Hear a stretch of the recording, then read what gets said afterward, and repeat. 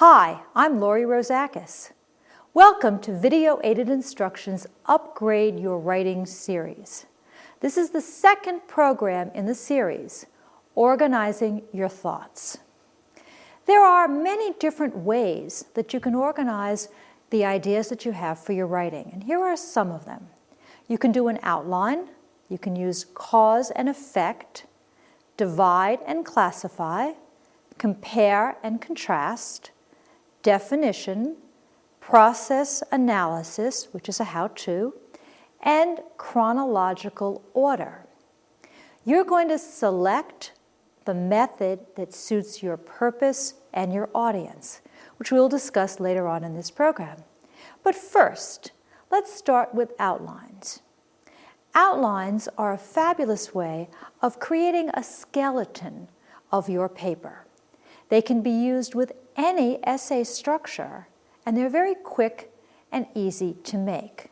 As a result, they're well suited for any type of writing that you're going to do. They have many advantages. They help you organize your ideas.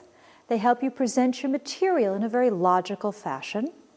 They help you show the relationship among the different ideas in your writing. They help you construct an ordered overview of your ideas. And they help you define boundaries and groups. As a result, they're one of the handiest ways that you can use as you start to write. But before you write any outline, you have to go back to what you learned in our previous program. First, determine the purpose of your paper. That's why you're writing. Are you explaining, persuading, telling a story, or describing? Because that determines the type of outline that you do. Second, determine the audience for your outline. The audience are the people who will read your paper. It might be your teachers, it might be an admissions committee, it might be your fellow students. It might be all of those people. Third, develop the thesis of your paper. Remember, the thesis is the main idea. So to recap briefly, before you plan and do your outline, you're going to determine your purpose, your audience, and your thesis. This is a basic outline form. Notice you start out with a Roman numeral. That's the capital I, or the capital V, or the capital X on your keyboard. Follow it by a period, and then write first main idea. Notice you've got your first main idea as Roman numeral 1, your second main idea as Roman numeral 2, and then you'd have your third main idea as Roman numeral 3, and so on. Most outlines for a paper that you've got about 45 minutes to an hour to write will have 3 to 4 main ideas. Then you have under your main ideas your reasons or examples. They are denoted by capital letters, capital A, capital B, capital C, and so on. Under your reasons, you have your details. Those have regular numbers, 1, 2, 3, and so on. And those are followed by little a and little b. As you can see, an outline helps you organize your ideas by deciding which ideas are most important and which ideas belong together.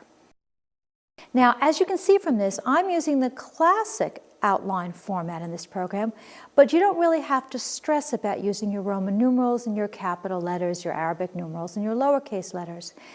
You could do that, a very good outline, by just using a numbered or a bulleted list, as long as it has your subtopics. Just be consistent so that your outline makes sense. However, that being said, it's not a bad idea to learn how to do a classic outline format, because it works extremely well when you have large papers to write, especially research and term papers.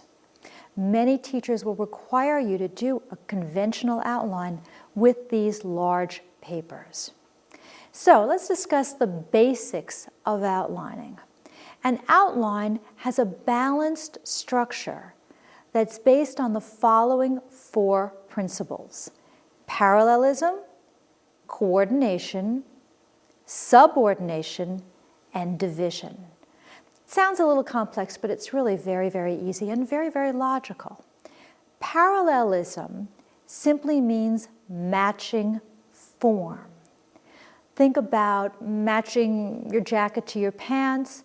Think about railroad tracks that run parallel or one next to each other. When it comes to writing, you don't match tops and bottoms, you match words, phrases, and sentences. You know what single words are, those are just one word. Phrases are groups of words that do not have a subject and a verb. And sentences, you understand, are complete thoughts that have subjects and verbs. Here's an example of a single word outline entry. There's two here. The first one is on the process of metamorphosis. That's my main idea.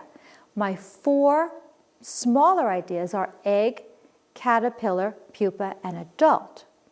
Notice each of those is a single word, so they are parallel. At the bottom, I have two words, but they function as one word because they're a unit. 17th century poets, John Donne, George Herbert, Andrew Marvell, Ben Jonson, Robert Herrick, and Richard Lovelace. They're parallel because they're all in the exact same form. Use a single word outline when you don't have a lot of time to outline and you want to jot down ideas quickly. And by writing single words, you can get your ideas down fast.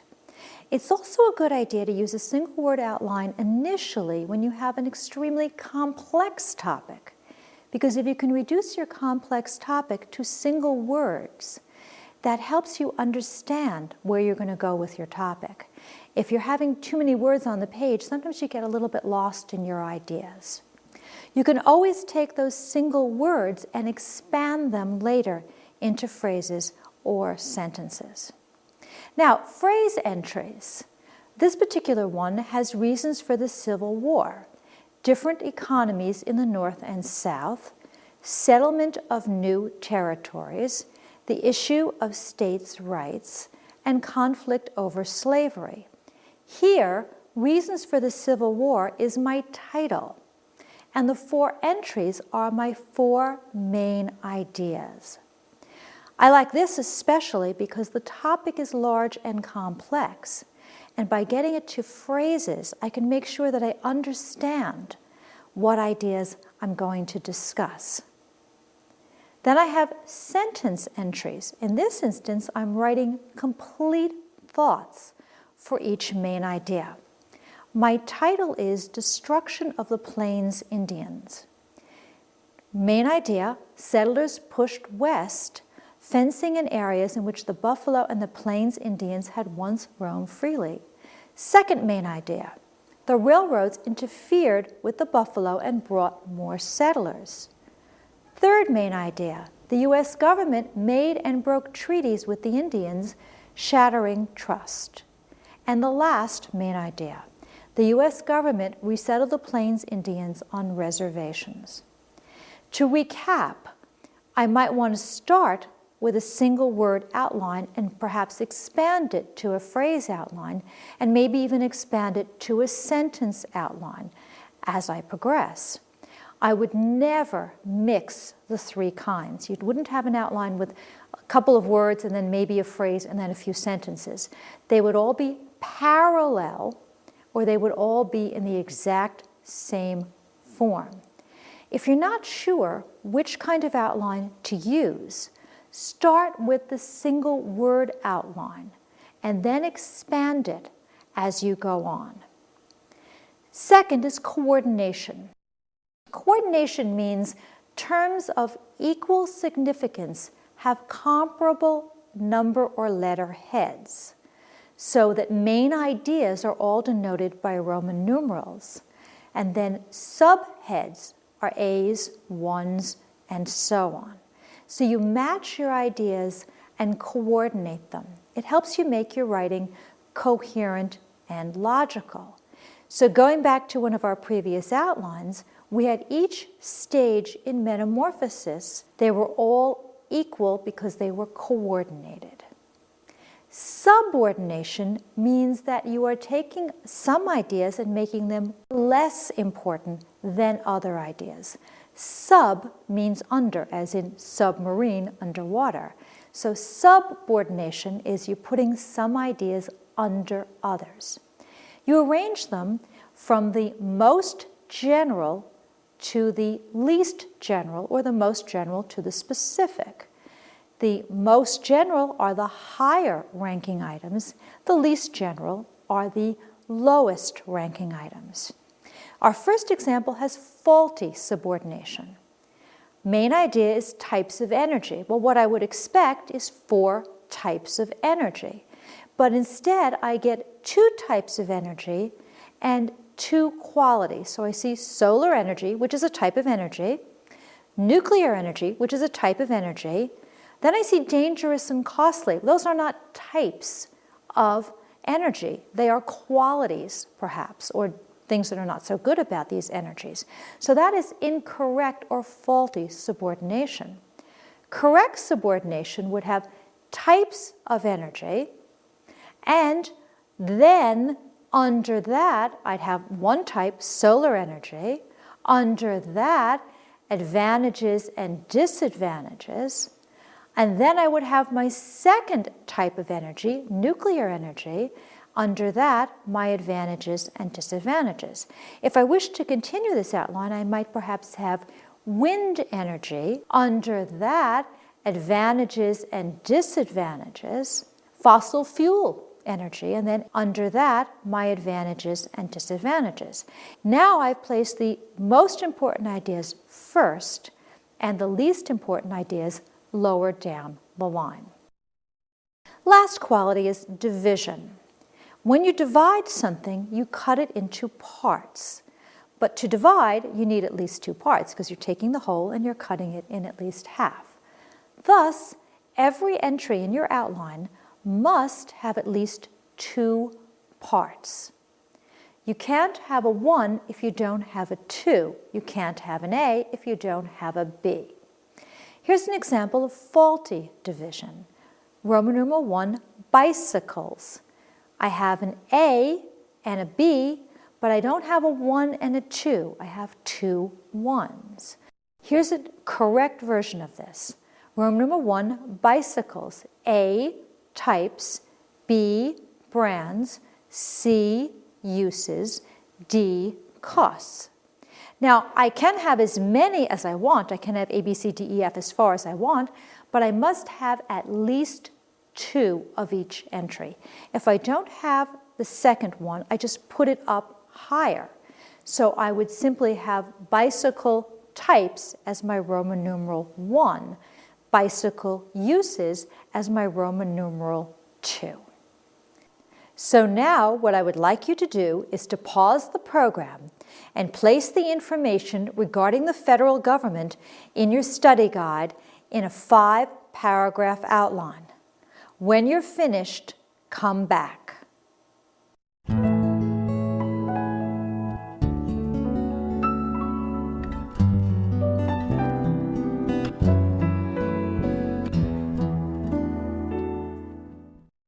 As it is written, the material has no method of organization. It's all over the place. So what you've got to do is first find the 3 main ideas. In this case, it's the 3 branches of the government: the executive, the legislative, and the judicial. Write these down as Roman numerals 2, 3, and 4.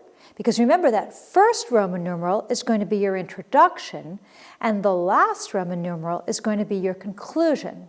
So your 3 main ideas are Roman numeral 2, 3, and 4.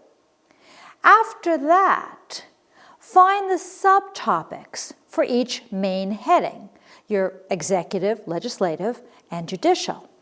Write down these subtopics as the A and the B under each Roman numeral. Then check your work to make sure that it's logical. Here's my finished outline. My title is the federal government because that's my method of organization. Roman numeral 1 is the introduction, as I mentioned earlier. Roman numeral 2 is the executive branch. Roman numeral 3 is the legislative branch, and Roman numeral 4 is the judicial branch. Roman numeral 5 is my conclusion. Now, I could have arranged 2, 3, and 4 any way that made logical sense to me. I chose to put the executive first, the legislative second, and the judicial third. Returning to the executive branch for the moment, I have my subtopics A and B. A is carries out our laws. B, it's headed by the president. So I started out with A, with the function, and then B, I put the person who runs that part of our government. I'm going to parallel this throughout my entire outline. So on Roman numeral 3, the legislative branch, I have A makes laws. Well, that parallels 2A, carries out our laws.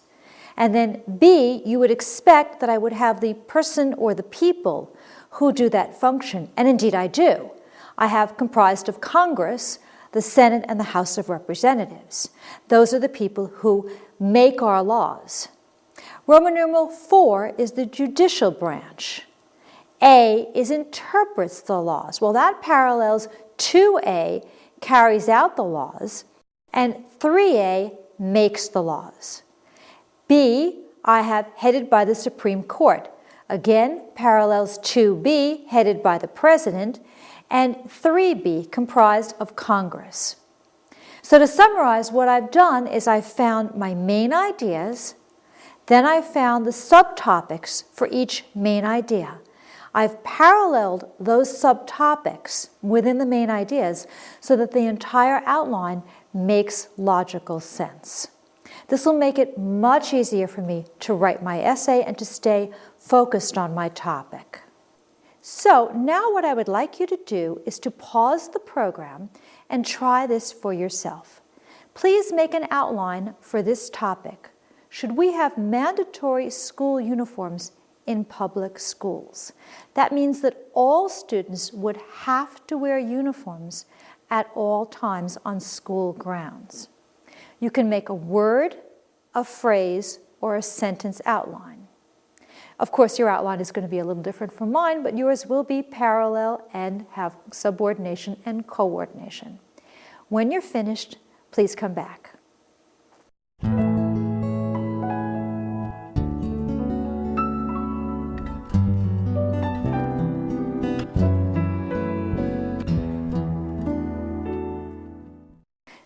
Here is my sample outline. I did a phrase outline for this particular topic. I have Roman numeral 1, 2, 3, and 4 because I'm writing a standard 4-paragraph essay. Roman numeral 1 will always be the introduction. Roman numeral 4, if I have a 4-paragraph, would be conclusion. And then I have my main points. I'm starting out with the opposition, which is the other side. That's Roman numeral 2. Well, uniforms aren't particularly good because A, they eliminate individuality, and B, many students say they feel uncomfortable. My side, I have A, we have better ways to show individuality than wearing our clothing. B, uniforms are quite comfortable. C, uniforms help reduce crime. D, they help eliminate competition. And E, they save money. Let's take a closer look at this for a moment. I've started out with my introduction. Then I have dealt with the opposition to show that they have some valid points, but my points are more valid. So my Roman numeral 2A parallels my Roman numeral 3A. Eliminate individuality, have a better way of showing individuality. My Roman numeral 2B parallels my Roman numeral 3B. Feel uncomfortable, feel comfortable. So now what I've done is I've paralleled my entries and I have shown through them that my point is more valid than the opposition. Now I bring in the other points that I have, which are C, D, and E. C, they reduce crime. D, they eliminate competition. E, they save money. Notice that under C, I have 3 details. I have none under D, and I have 2 under E. That's fine. I'm perfectly parallel because I have at least 2 entries. So under reduced crime, I have 1, there's less clothing theft. 2, there are fewer school intruders because you can distinguish the people there. And 3, you would get rid of the concept of gang colors. Under save money, I have cost less and last longer. Now, you may not know exactly what I mean by gang colors, but I do. And that's okay, because remember, the outline at this stage of the writing process is for my use. And as long as I understand what I'm going to do with the outline, I'm fine with it. If your teacher asks you to make your outline more clear, you might want to expand it at this point into a sentence outline. And that way your teacher will understand exactly where you're going with this. So as you're making your sample outlines, decide if they're for your use only or if they're for an audience to read. And as you're writing, keep your audience in mind to determine how much detail you need to include in this outline. And since, as I said, this outline is only for my use, I've included the amount of detail that I need to express my ideas. But you may need more detail to satisfy your teacher and the requirement of the essay. Now, you can make an outline with virtually every single writing assignment you ever do in your whole life. And all your outline does, as we said, is it creates a skeleton for you to put your ideas on. And as you construct that outline, you want to decide what method of organization you wish to use. So I might decide to write a cause and effect essay that I would then express in an outline. When you do cause and effect, you show the causes, those are your reasons, and you show the effects, those are your results. Causes lead to effects. For example, if you listen in class, you take good notes, you read your textbook, and you study hard, your effects will be that you earn good grades, you're ready for your test, you learn a lot, and you achieve your goals. When should you use cause and effect? Cause and effect is used primarily when you write expository essays. Those are essays that explain. You learned about exposition in the previous program. You can also use cause and effect when you write persuasive essays. Those are essays that argue a point. You have to have a clear cause and effect relationship to use cause and effect, obviously. The relationship has to be valid. And usually you have to have multiple causes and effects. If there's only one cause and one effect, you're not going to have enough to write your essay on. There has to be several different causes and effects for you to be able to structure an essay. How do you structure cause and effect? Well, you've got several different ways to do it. First of all, you can have all of your causes and then all of your effects. So you would put all your causes in one part of your outline and all your effects in another part of your outline. Or you could do cause, effect, cause, effect, cause, effect, and so on. So each Roman numeral would be a cause and effect. Or you could have cause, then effect, effect, effect, effect, or effect, then cause, cause, cause, cause, depending on how many causes and effects that you have. So when you start to brainstorm, as you learned in a previous program, your ideas, think about how many causes and how many effects you have. If you have an equal number of causes and effects, go with cause, effect, cause, effect, cause, effect. If you have only one cause and multiple effects, go with cause, effect, effect, effect. If you have one effect and many causes, pick effect, cause, cause, cause. So for example, say you're writing a story about how your car or your bicycle or one of your vehicles got damaged in an accident. You have one cause, but then you have many different effects from that. And the effects might be you now have no means of transportation, which means you can't go to your after-school job, which means you can't earn money, which means you can't afford summer camp, and so on. So work out the number of causes and effects, and then pick the method of organization that best suits your material. Regardless of how you structure it, you're going to use transitions to link your ideas together. And we have special transitions just to show cause and effect. These are as a result, since, because, that's an easy one, so, consequently, so that, due to, therefore, if, then, thus, for, and this is how. When you're about to write a cause and effect essay, go back to this program. Review this page and especially these transitions because they help you show cause and effect and they help you straighten out your thinking to make sure that you really are linking cause and effect correctly.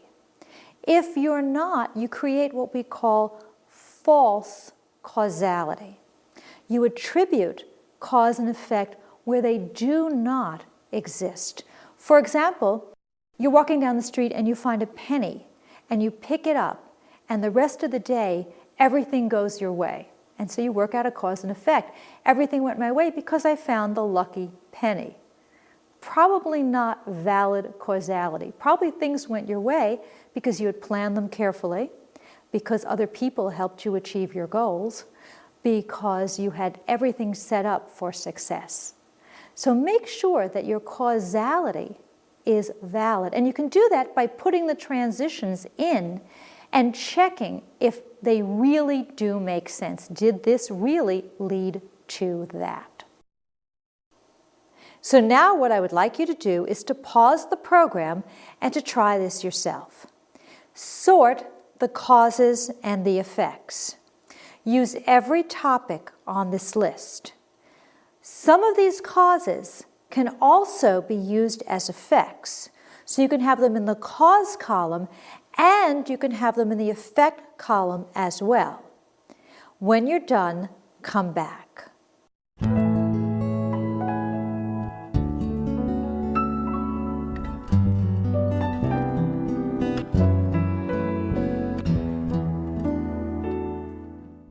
Here's how I did it. I started out by making a chart. I put the causes on the left and I put the effects on the right. I did that because the causes lead to the effect. So it made sense to me to put the cause on that side and the effect on this side. Then what I did is I arranged the information in chronological or time order, from the first events in the Irish potato famine to the last events. Third, I decided which causes and which effects fit together. So which causes resulted in which effects, and which effects sprang from which causes. I thought hard about this, and I thought, gee, I better remember that some causes can have multiple effects, and that is the case here. Remember, we discussed that. Last, I checked to make sure that my work was logical and made sense to me. Here's how I did it. Irish potato famine, that's my topic, so I put that on top. Causes on my left, effects on my right. Well, I know that potatoes are very nourishing, and since they're so nourishing, this resulted in the Irish depending on the one crop. So potatoes are nourishing became my cause. Dependence on one crop became my effect. Then I knew that the cause was the 1845 potato blight. Well, this resulted in the crops failing because the potato blight killed the potato plants. The failure of the crops is also a cause because that resulted in famine or mass starvation. I put famine back in my causes because famine had many, many effects. Famine resulted in homelessness because since people were starving, they could not work hard, they did not have the means, the energy, there was no way they could make a living. They were starving, many people died, at least 1 million. The people who were strong enough and who were perhaps lucky enough emigrated. They left Ireland, many of them came to America. So my effects under famine are homelessness, 1 million people dying, and 1 million people leaving Ireland. So I've sorted my causes and my effects. I've recognized that some effects can also be causes, and I've recognized that some causes have multiple effects. So now what I would like you to do is to pause the program and try it yourself. Outline an essay for this topic. What were the causes and the effects of the Titanic tragedy in 1912? Use cause and effect structure. You might have to do a little bit of research to get the exact causes and the exact effects, and that's okay. For a lot of the papers that you write, you're going to have to do a little bit of research. You can make a word, a phrase, or a sentence outline. Don't worry, your outline will be different from mine. When you're finished, come back.